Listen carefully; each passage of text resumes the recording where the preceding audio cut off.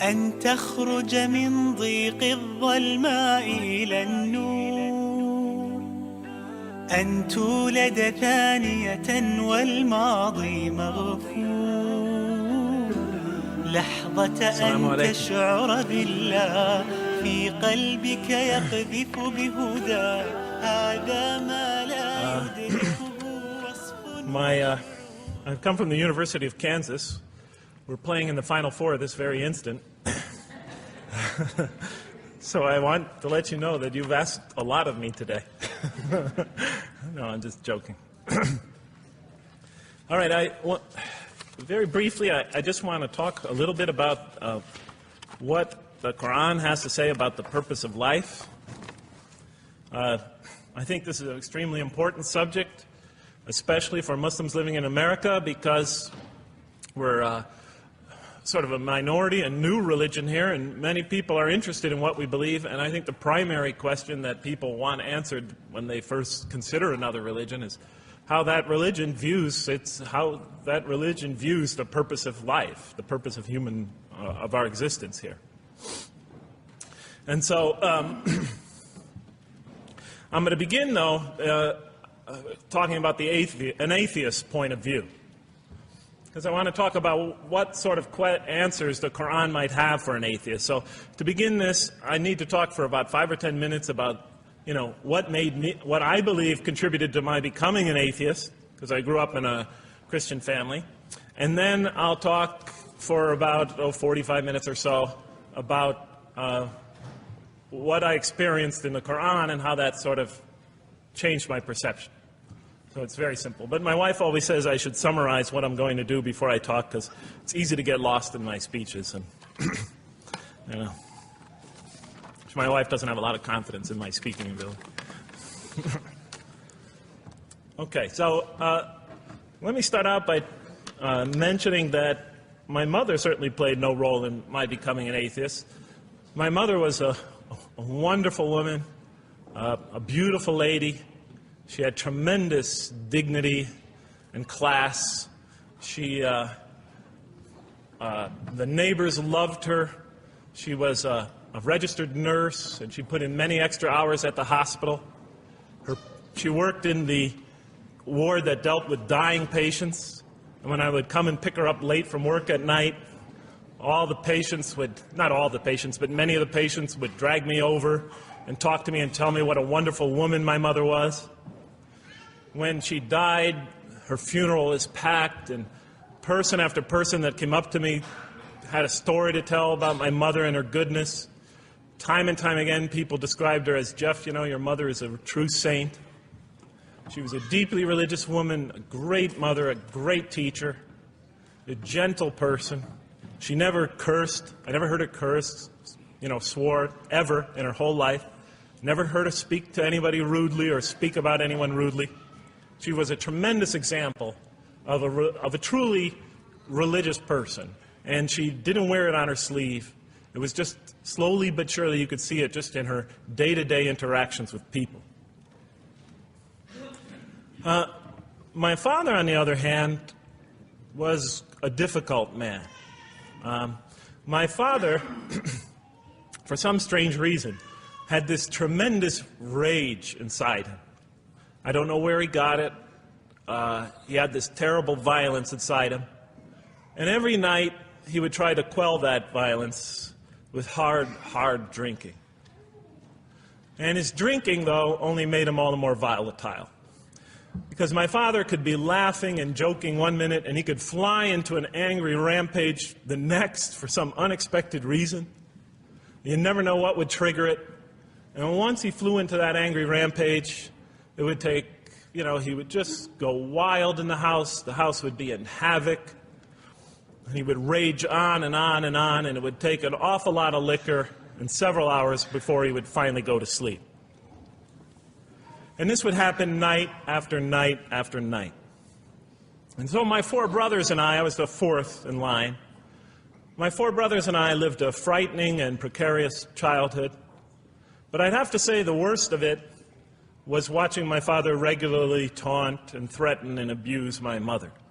And it would happen day in, day in, day in, day out, night in, night out. And it was a never-ending nightmare. You see, it's really not so bad when you're the target of your father's violence. You might think it's bad when a child is the target of their father's violence, but it's really not all that bad.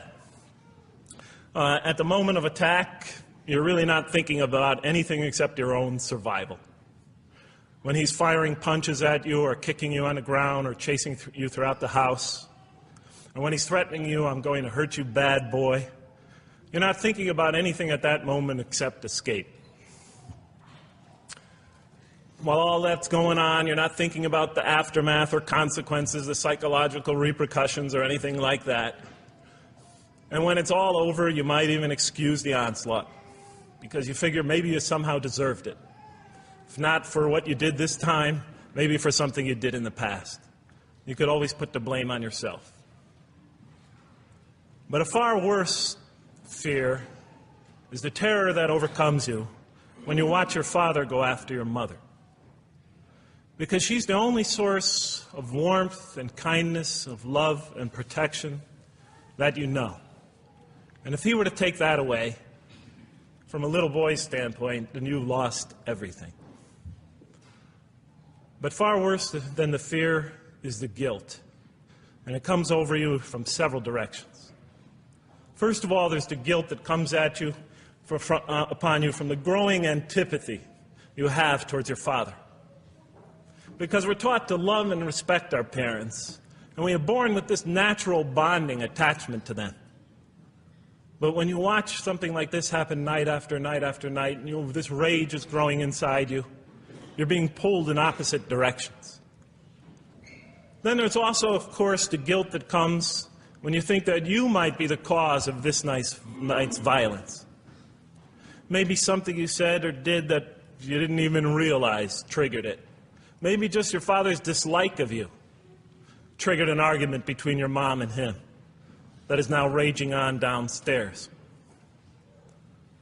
But the worst guilt of all, and it is by far the very worst, is knowing that you did nothing to stop your father from hurting your mother.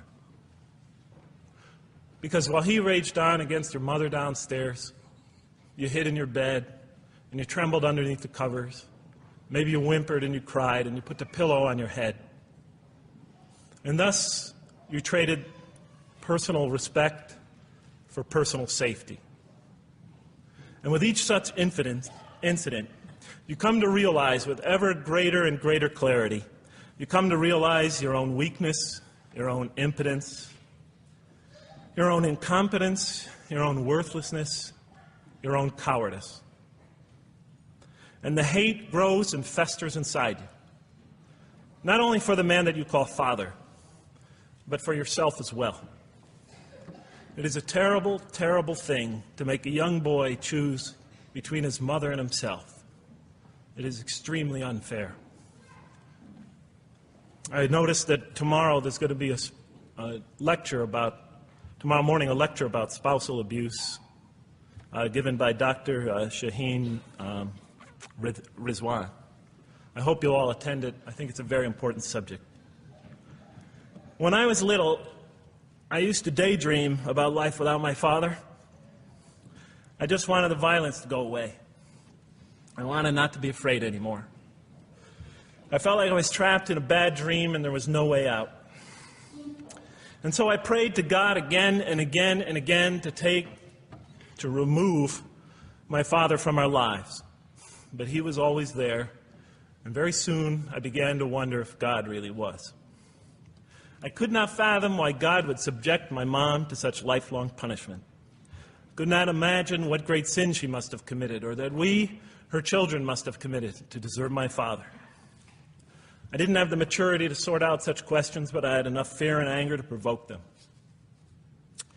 I was too young to see the wisdom in allowing my mom to suffer the violence and abuse of my father. I was too young to understand why God would let innocent children tremble night after night after night in their beds, fearing that they might not see their mother the next morning. I was too young to see how the mercy of God could even extend to my father with all his terrible failings. All I could see in my world was chaos and violence and fear. And so it became easy for me to question the existence of God. And I began to do that at a very early age. I think I'll even say that the turmoil of the 60s and 70s, that's the age when I was a teenager, in the late 60s, early 70s, only reinforced my skepticism.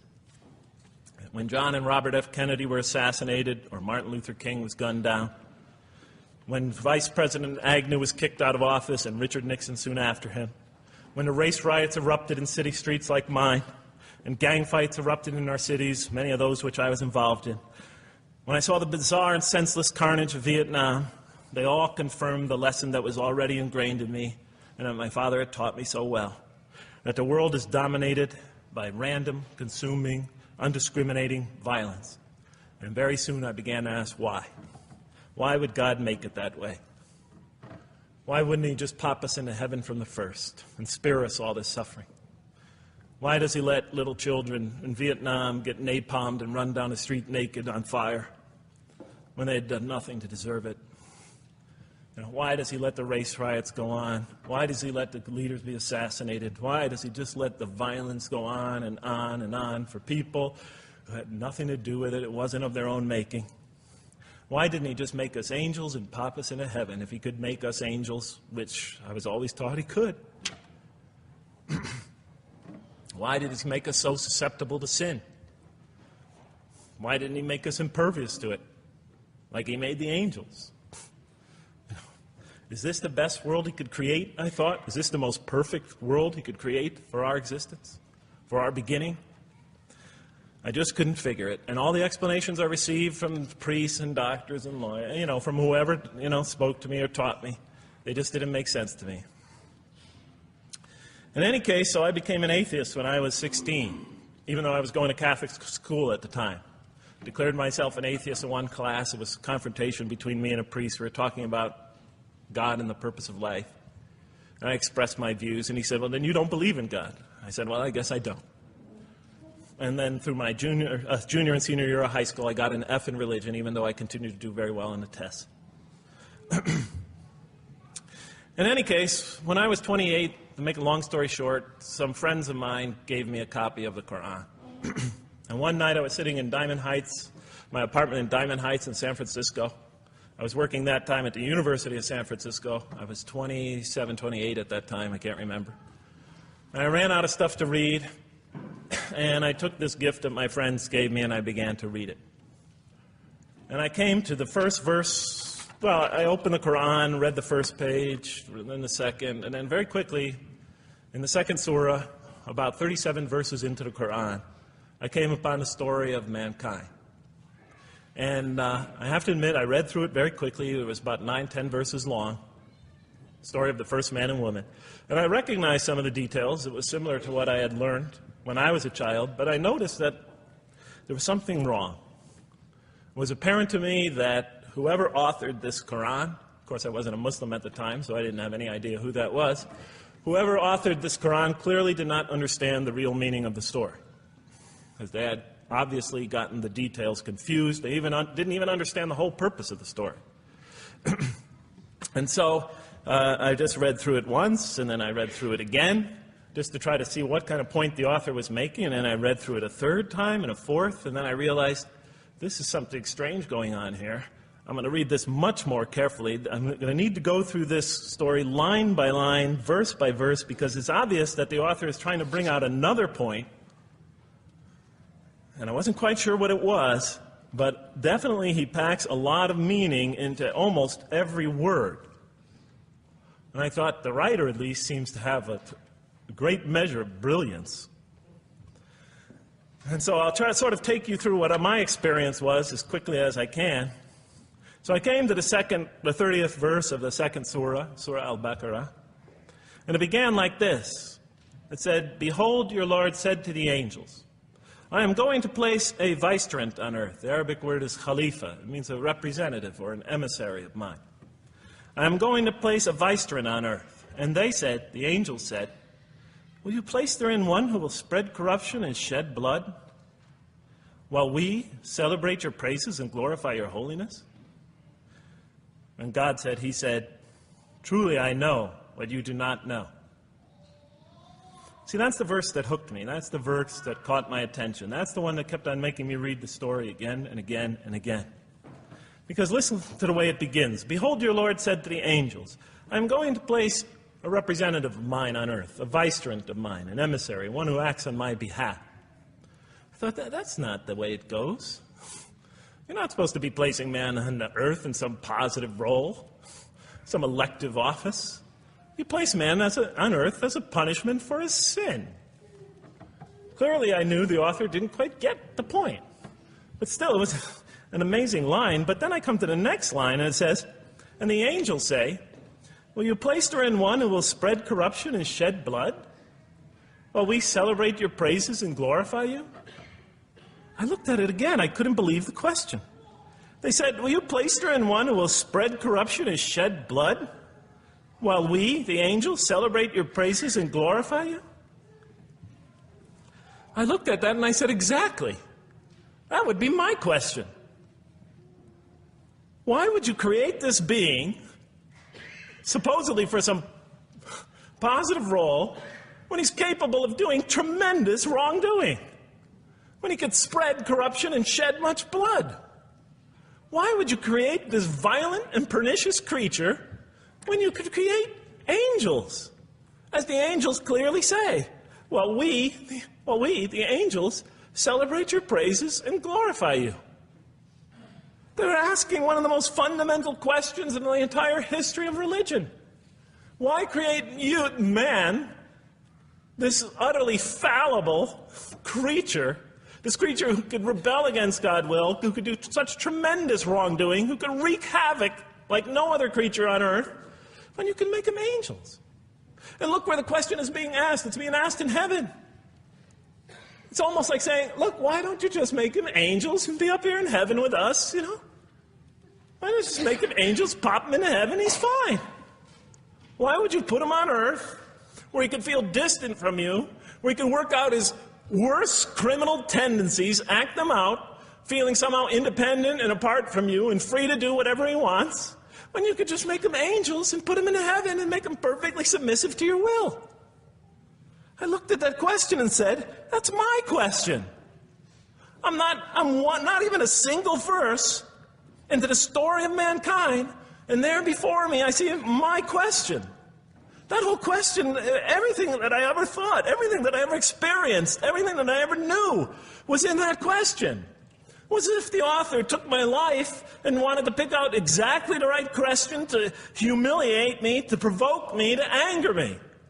Why create man, this most destructive and violent creature, when you could make him angels? And then look at the answer. And he said, God said, truly I know what you do not know. You know, in modern parlance, we would say, I know exactly what I'm doing. I read that and said, what? You know what you do not know? You know exactly what you're doing? Well, please inform me. Tell me what you're doing. Because, you know, I'm 28 years old and I haven't figured out it yet. And I have a lot of issues that I'm still dealing with that's connected to this question. You can't just get off that easy. You can't just tell me you know exactly what you're doing. Not after what I've been through. Not after you made me this way. And then I realized, of course, I was arguing with a God I didn't even believe in. And that would happen several times as I read through the Qur'an. And sometimes I would just get into so agitated by what I read, I'd start arguing with this voice that I'm reading before me, that's calling to me. So we turn to the next verse. It turns out that the Qur'an just doesn't dismiss the question. It starts to answer it a little bit. And in the next verse it says, and he taught Adam, God taught Adam, the names of all things. And then he placed them before the angels and said, tell me their names if you are right. So this verse is clearly referring to the previous one. But notice what it says. Now, from my own background, I remember Adam naming things, but it wasn't connected to any answer to any philosophical question. But here, notice what it says. And he taught Adam the names of all things. And I realized already, just from the first verse, you got to read these verses very carefully because it's packed with a lot of symbolism and meaning. And he taught Adam the names of all things. So here we see Adam is not only just a creature who knows how to name things, who's acquiring the gift of language, but he's also a learning creature. God is teaching him. Now right here, right in this verse, and it'll come even clearer in the subsequent verses, that the very first thing that the Qur'an is going to emphasize here is man's intellect. He is a learning creature. He is taught. And what is he taught? What is one of the great intellectual gifts he's given? In response to the angel's question, the gift of language. Because through language, mankind can not only learn, but he could learn things not only through his own experience, but he could learn things that other people have experienced of times and places that are hundreds, thousands of years and miles separated from him. And so that all our knowledge becomes cumulative. Every generation learning from the generation before it. I'm learning today from authors I read from other sides of the world that may have existed 2,000 years ago. And so we all contribute to our collective learning and knowledge. And so what I'll see later in the Qur'an, when the Qur'an will emphasize this again and again and again. Like in one verse it says, read in the name of your Lord who created.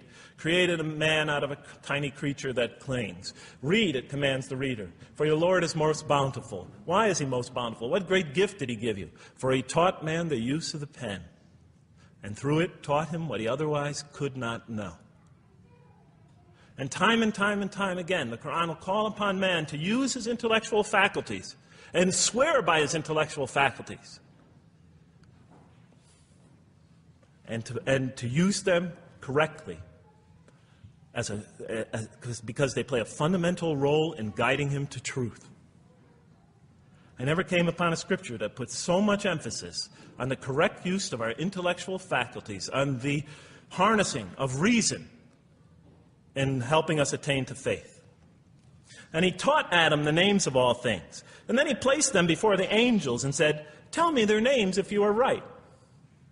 Okay, you have this objection you have this natural question about this creation of mankind. Here, this mankind is this human being, this human creature is a learning creature. He has many intellectual gifts. Here, I'm going to place these things before you. Tell me their names if you are right about man. And what did the angels say? In the next verse they say, glory to you. We have no knowledge except what you have taught us. In truth, it is you who are knowing, the wise. They say this task, this intellectual test that's put before them is beyond their grasp. Notice what they emphasize. We have no knowledge. This would take knowledge. This would take an intellect that they don't possess. In truth, it is you who are knowing, the wise. You got it. It's easy for you. You're the knowing, the wise. You have knowledge. You have wisdom. But this would take knowledge and wisdom that is beyond us. And so in the next verse we read, and he said, "O Adam, tell them their names." And when he had told them their names, notice how it's just like it's nothing for him. For mankind, he has this phenomenal ability. And when he had told them their names, as if it's just a triviality for man, he names them. "O Adam, tell them their names." And when he had told them their names, God said, "Did I not tell you that I know what is unseen in the heavens and the earth? And I know what you reveal and conceal?" And he's clearly going back to the angel's question. Yes, you have these natural concerns about the creation of mankind. Yes, he could do these evil things. But look at this tremendous intellect he has. This is something you have overlooked, that you haven't considered. And that's clearly the point of these verses. Even though I felt that the author didn't quite, it was as if I realized that he didn't misunderstand the story. He was taking one of the great stories in the history of humankind, one of the fundamental greatest stories in the history of mankind, and molding it and using it as a vehicle for an entirely original message. And God said, "Did I not tell you that I know what is unseen in the heavens and the earth? And I know what you reveal and what you conceal?" In other words, didn't I tell you I know exactly what I'm doing? And then in the next, and didn't I not tell you that I know what you reveal and conceal? We looked at that. What question what did they reveal and what did they conceal? What did their question reveal and conceal? I thought about it for a minute. Oh, it's obvious. What did their question reveal? You just go back and look at the question. It revealed the sinful and sinister propensities of man. I mean, it's obvious, right? Why are you all looking at me like that? You're starting to scare me. You're all looking very serious. Am I losing you? Wow. Okay. So, they revealed the sinister and evil propensities of man. But what did their question conceal? And all you have to do is think about it for a minute. Human beings, yes, they could do evil. Yes, they could do wrong. Yes, they could create misery. But they could also do exactly the opposite. They could choose to do evil. They could choose to do tremendous good. They could choose to do tremendous violence. They could choose to show tremendous compassion. They could choose to be, to live by falsehood. They could choose to live by the greatest truths. They could be terribly ugly. They could be terribly beautiful. And up until that point in my life, I, like the angels, that only saw one side of the coin. And for the first time, when I read that verse, believe it or not, it was an eye-opener for me. I had always been obsessed with the evil potentials of human beings. When I read that verse, I realized that, and I had a great example right in front of me with my own mom. I realized that I had been blinded by only one side of human nature. So we go on to the next verse. And behold, we said to the angels, bow down to Adam, and they bowed down. But not so Iblis. Iblis is like the father of Satan. Satans, satanic beings, forces, creatures, existences. He refused and was arrogant. He was of those who reject faith. An interesting statement. And behold, we said to the angels, bow down to Adam. And they bowed down. Bowing down could symbolize two things. Bowing down could symbolize the superiority or potential superiority of one being over another, and so they bowed down to them. Bowing down could also mean that they serve that creature in some respect. Of course, the Qur'an says that all beings serve God, all created beings serve God. But this verse seems to be indicating, and the rest of the Qur'an will make it clear, that these angelic beings, these angelic entities, will serve the development of mankind. We'll even see later that the satanic beings serve the development of mankind. Both forces, angelic and satanic, will serve the development of mankind. Because one will present man with a choice to do the most altruistic things. The other will simultaneously try to influence man in the opposite direction. And so human beings will be moral creatures, and will have to make moral decisions. And it's in those moral decisions that they will grow spiritually and morally as human beings. And they'll take that into the next life. And the angelic and the satanic forces will be catalysts for those moral choices that they make. They will heighten the human being's awareness of the rightfulness and the wrongfulness of the choice he's about to make. And the self, the soul, the nafs, as they say in Arabic, will have to make the ultimate choice between good and evil. And that choice, that test will come again and again and again as human beings either grow or decline. And those tests will come again and again and again to try to help him towards his spiritual evolution, to bring him back. But that choice is ultimately ours. But I'm getting ahead of myself. And so we said to the angels, bow down to Adam, and they bowed down. But not so Iblis. Iblis is Satan, this rebellious force, this evil prompter, the one who whispers into the human heart. He comes into being. And with the introduction of Satan, we have the introduction of evil, that evil influences on human beings. And notice why Iblis does not bow down. He refuses because he was arrogant. You know, we often hear what's the root of all evil? In the West, it's always money, greed, etc. Here the Qur'an says that, seems to be saying that the root of all evil is not always material wants. It's not always money, it's not always greed. At the heart of evil is arrogance. Putting yourself above all others. Of assigning to yourself special priority and neglecting the rights of others. Of pride and arrogance and envy. the source of evil. He was of those who reject faith. I looked at that verse and I said, okay, I mean, I get why you would create angels to sort of influence man in a positive direction. But why in this story now are you introducing Satan? What sort of role was Satan play?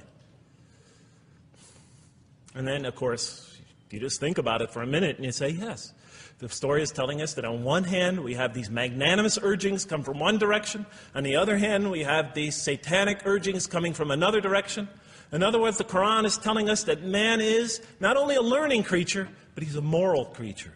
He has understanding of right and wrong. And God infuses those, allows those influences to come to him. Man is not only an intelligent being, but a moral being. And so, the Qur'an is not all that difficult to understand. You just sort of read it, I found, and you just sort of follow your nose through it and see what it's saying. I'm sure, as most of you in this audience know. Okay, so we see that man is not only a learning creature, but he is a moral being as well. There's another verse in the Qur'an that says, by the soul and that which whispers into it, or which breathes into it. It's morality, it's immorality, and it's God consciousness. Both of these we are under the influence of. And God allows us to be under the influences of. He creates us to be exposed to both influences. And then the verse says, truly he is successful, who causes it to grow. Causes his soul, his self, his real self to grow. And truly he is lost, who stunts it, who disallows, who destroys his personal growth. So mankind is not only an intellectual being, but a moral being. And we said in the next verse, O Adam, dwell you and your spouse in the garden, and eat freely thereof what you wish, and eat freely thereof what you wish. But come not near this tree, for then you will be among the wrongdoers. I looked at this verse and I was, starting to wonder if the author was drifting back to the old story again. I was confused. And we said, O Adam, dwell you and your spouse in the garden, and eat freely thereof what you wish, but come not near this tree, for you will be among the wrongdoers. I thought it was drifting back to the old story. Man sins, man's punished for his sins with earthly life. Maybe the author is drifting, he had a good idea, and now he's drifting back to the sort of traditional story. Maybe he couldn't make his mind up what story he wanted. Except for a couple things about this verse, and this happened with almost every verse as I read through it, is that the whole tenor of the passage is sort of not what you would expect. I noticed that the Qur'an in this story has a tremendous penchant for understating things. Because it says, and said to Adam, dwell you and your spouse in the garden, and eat freely thereof what you wish, to Adam and his spouse. But come not near this tree, for you will be among the wrongdoers. I mean, there's no sense of God being threatened by the possibility of man eating from the tree. In this story, we don't see in this verse, we don't see that God is nervous at the prospect, that he's threatened by the prospect, that he's anxious about it. The tree that he picks, it seems like he's just picking out any tree. Nothing special about the tree. Go not near this tree, for you will be among the wrongdoers. Satan will later come to him and tell him it's a tree of eternal life, of a kingdom that never decays. Turns out to be a complete falsehood in his part. Nothing special about the tree. It's just a tree. God's not nervous at the prospect at all. In the tradition that I came from, God is threatened by the prospect. He has to put an angel with a fiery sword by to protect the tree so that mankind never goes next to it again. I'm not putting it down. I'm just pointing out the difference of the story. They're both beautifully told. But he has to guard the tree. Why? Because if they eat from it, they'll become gods like us. So this man, he already has a rebellious nature. Can you imagine if he eats from this tree? Can't let him get near that tree. But here, just, calmly says, but if you do, you'll be among the wrongdoers. God is not worried about himself. It's just warning man, making it clear that if you do this, you've committed a wrongful deed. Again, the whole tenor of all these verses that you read through it is God knows exactly what he's doing. Okay, next verse. But Satan caused them to slip. and expelled them from the state in which they were. And we said, "Go you all down, some of you being the enemies of others, and on earth will be your dwelling place and provision for a time." What? I said.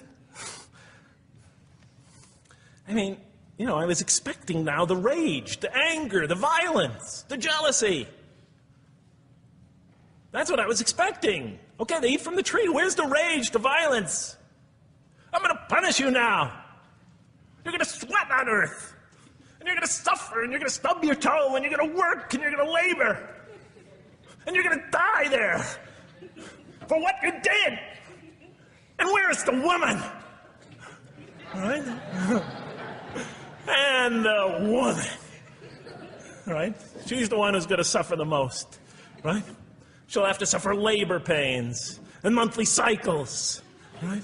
And bleeding and crying out when her children come into the world. She'll scream out. And worst of all, the greatest humiliation, the man will rule over her. When he's obviously her intellectual inferior because she and the angels she and Satan seduced him, and he just bumbled along and didn't commit a real, wrong deed. Well, I don't mean to make light of it. But the story is obviously different, though. No threat here. As a matter of fact, look at the way it says, "O Adam, dwell you and your spouse in the garden, and eat freely thereof what you wish. But come not near this tree, for you will be among the wrongdoers." Then they make the mistake. But Satan caused them to slip and expelled them from the state in which they were. And we said, "Go all you down, some of you being enemies of others, will be adversaries of others. Some of you will be adversaries of each other, and on earth will be your dwelling place and provision for a time." This is not a deity losing it. If you look at it, I mean, on earth will be your dwelling place and provision for a time. That's not the words of a God that is lost, that is really extremely upset. On earth will be your dwelling place and provision for a time. When I walked into the hotel today, and they said, and it's this nice one up there, I don't know the name, I can't remember the name of it, but it has a continental breakfast. And they said, your room will be room 111, and there's a continental breakfast in the morning. I didn't say, I didn't think they were mad at me. Because they said, you're going to sleep here, and this is going to be your provision in the morning. Oh, thank you. But notice something else about this verse. I mean, when you read these verses for the first time, I don't know, maybe I'm nuts. And many people think I am. But when you read these verses for the first time, I mean, there's just so much that catches your attention. But Satan caused them to slip. I remember, I couldn't get that verse out of those words out of my head. Satan caused them to slip. To slip?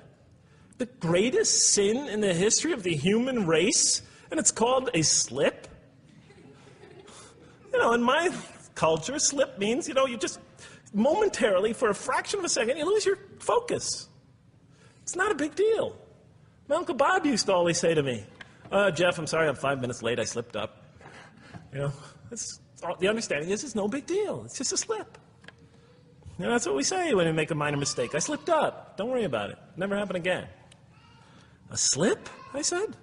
Momentary loss of focus? The greatest sin in the history of humanity? Why we're all here? Why we're all suffering? Why we experience death? A slip? I didn't believe it. I went to my Arabian friends at that time. I didn't know any Arabic. They came to this verse. We went through it line by line. I said, now don't change any words. Just read them one at a time. But Satan made them, and I said, okay, this one right here. What does it mean? Tell me what that means. They looked at it, it says, slip. Slip. And expelled them from the state in which they were. A slip, I thought? But then maybe I was trying to force the traditional understanding, the traditional interpretation.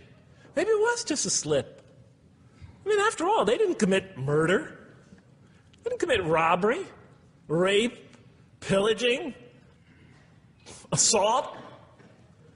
They ate a couple of pieces of fruit. It's not the greatest sin in the history of humanity by any means. And then the next verse says, and then they were expelled from the state in which they were. Well, what state were they? Let's see now. Let's go back from where we started. First, mankind is being taught. We see he's an intellectual being. Then we show he's a moral being. Moral being means he's a being that's going to have to make choices.